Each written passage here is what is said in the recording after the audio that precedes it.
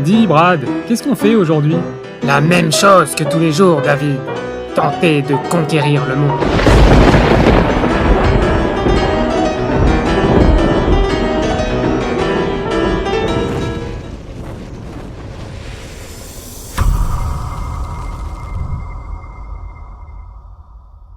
Et salut à tous, ça les petits points XRP rapides. Donc là, on est en train de ranger légèrement, ça continue de monter. On reste dans cette hausse qui est assez stable finalement.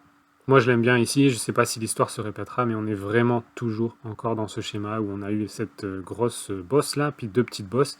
Le tout en montée lente, et après ça a explosé. Ça a explosé, pour rappel, dès le 11 décembre, 11-16 décembre. Donc, qui sait? Et ici, on retrouve cette grosse bosse, ces deux petites bosses, deux, trois petites bosses. On est toujours dans cette montée lente mais certaine. Et là, on va voir ce qui va se passer. Soit l'histoire se répète et ça va mooner, et l'achetable facilement sur les 5$, soit il va rien se passer, comme d'habitude, et on continue d'attendre. C'est de toute façon, à mon avis, l'année 2024 qui va être salutaire pour le XRP. Je pense qu'on verra des plus hauts jamais vus avec la fin du procès contre la SEC, et l'utilisation de XRP qui va se faire de plus en plus massive, et notamment avec l'arrivée aussi, dès l'année prochaine, début d'année prochaine, de l'ISO 20022, le lancement officiel, et c'est là qu'on va voir des XRP, des algos, des hashbars vraiment exploser. Les news sont pas oufissimes en ce moment, alors on peut parler de tout et de n'importe quoi, mais je vais pas vous faire perdre votre temps. En tout cas, moi c'est ça que j'aime bien voir, du scepticisme à l'admiration. Donc on a Mike Novogratz, qui est le CEO de la compagnie Galaxy Digital, c'est un gros investisseur américain, qui lui a changé d'avis officiellement sur la crypto XRP. Il était avant très critique, et il a récemment avoué publiquement qu'il s'était complètement trompé. Donc il aurait changé d'avis suite aux victoires notables de Ripple contre la SEC, et à tous les nouveaux partenariats au niveau monde sur lesquels se positionne Ripple. Et il reconnaît notamment l'engagement de l'armée XRP dans l'amélioration de l'écosystème autour de cette crypto. Donc voilà, on a ce gars-là qui change d'avis, et à mon avis, c'est pas le premier, et ce sera pas le dernier.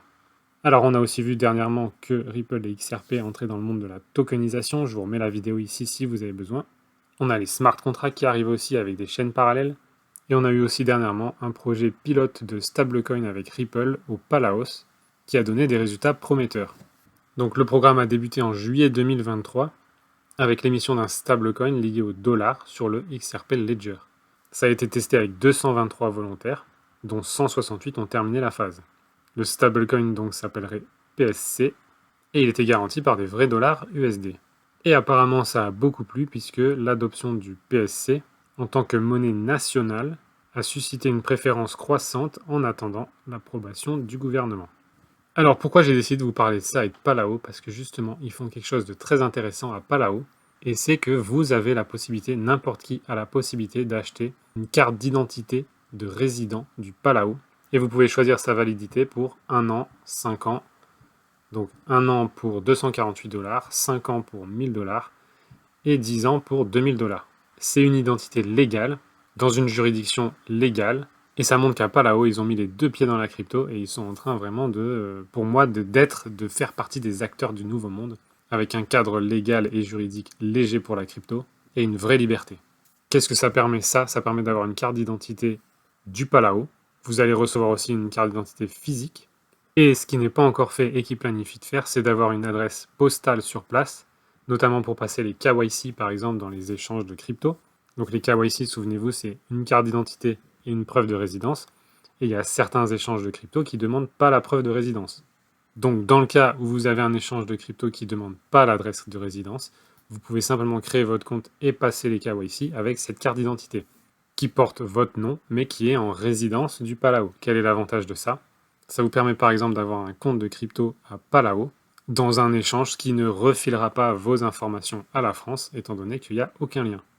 Donc ne criez pas tout de suite à l'illégalité. De toute façon, pour moi, si vous savez ce que je pense que ce qui est illégal, c'est ce que fait notre gouvernement avec ses taxes. Mais bon, bref, si je me place dans le cerveau de monsieur tout le monde, et que je considère que ce qui est illégal, c'est de ne pas payer les taxes, alors ne vous inquiétez pas, puisque ça, c'est légal, et surtout, il y a des moyens de le faire légalement. Je ferai une vidéo sur tout ça plus tard l'année prochaine, puisque effectivement, je prévois d'essayer tout ça, de commander une carte et de voir un peu comment ça se passe. Ça me permettra surtout d'avoir un compte de crypto dans une plateforme un compte de crypto qui serait en résidence pas là-haut, et donc beaucoup plus sain et libre au niveau des juridictions et de la légalité. Évidemment, si vous êtes résident français, vous êtes censé déclarer ce genre de compte, mais si vous dégagez de la France au moins 6 mois, vous n'êtes pas obligé de le déclarer. Il suffit de choisir un pays et une juridiction plus libre que la France. Et là, chacun fera comme il veut. Moi, ce que je ferai juste l'année prochaine, c'est essayer tout ça, vous dire ce que j'en pense et vous faire un retour d'expérience. Donc, tout va bon train, protégez vos crypto-monnaies, il y a plein de nouvelles lois qui arrivent pour vous traquer, c'est pas le but de la crypto-monnaie. Ce que veulent les gouvernements, c'est nous traquer et réduire nos libertés. Ce qu'on a avec la crypto, c'est un monde libre. Il n'y a plus qu'à choisir dans quel monde vous avez envie de vivre. Soit vous avez envie de vivre dans ce monde libre que fournit la crypto-monnaie, soit vous avez envie de vivre dans ce monde fliqué que fournit aussi la crypto-monnaie. C'est vous qui choisirez ce que vous avez envie de vivre. Et moi je vous dis à très vite.